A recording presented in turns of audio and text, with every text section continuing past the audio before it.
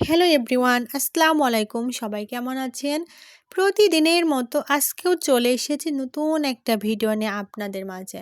আশা করতেছি ভিডিওটা আপনাদের সবার অনেক ভালো লাগবে। আপনারা সবাই কেমন আছেন? আলহামদুলিল্লাহ, মহান আল্লাহ তাআলার অশেষ রহমত এবং আপনাদের ভালোবাসায় আমি অনেক ভালো আছি।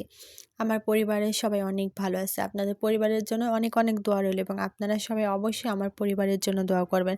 তো চলেন আজকে খুব ছোট্ট একটা রেসিপি আপনাদের সাথে শেয়ার করব এবং ঝটপট খুবই সিম্পল একটা রেসিপি। এখন যেহেতু শীতকালে টমেটোর সিজন, তো টমেটো সিজনে অবশ্যই সবাই একটু টমেটো এরকমভাবে রান্না করে খেয়ে দেখবেন, অনেক ভালো লাগে। তো এই টমেটোটা রান্না করার জন্য প্রথমে একটা কড়াই আমি তেল নিয়ে পেঁয়াজ বাটা, রসুন বাটা এবং জিরা বাটা দিয়ে সমস্ত মশলাগুলো একসাথে দিয়ে লবণ, হলুদ এবং লাল মরিচের গুঁড়া দিয়ে মশলাটা এখন খুব ভালো করে একটু আমি কষাই নিব। তো মশলাটা একটু কষানো হয়ে যাওয়ার পরে কয়েকটা কাঁচামরিচ অ্যাড করে দিব। কয়েকটা কাঁচামরিচ দিয়ে আবারও হচ্ছে মশলাটা একটু ভালো করে আমি নাড়াচাড়া করব।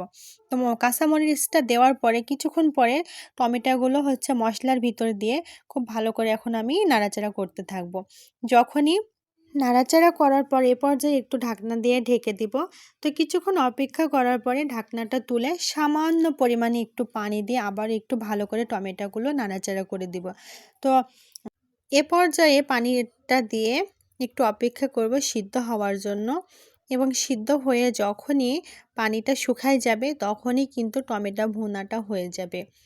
তো টমেটো থাকতে থাকতে অবশ্যই টমেটোর সিজনে সবাই একটু এই রেসিপিটা করে দেখবেন, গরম ভাতের সাথে কিন্তু সেই লাগে।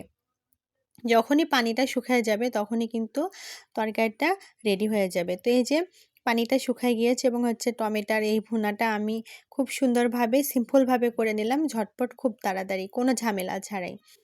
তো এখন হচ্ছে টমেটো ভুনাটা হয়ে যাওয়ার পরে এখন আমি হচ্ছে একটা বেগুন ভেজে নিব।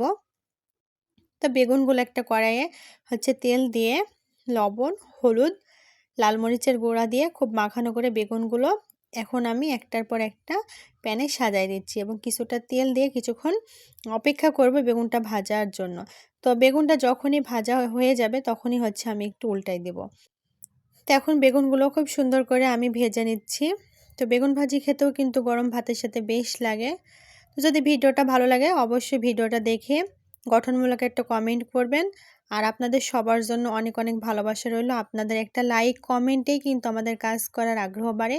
তাই ভিডিওটা সম্পূর্ণ দেখে প্লিজ আপনারা ভিডিও রিলেটিভ কমেন্ট করবেন।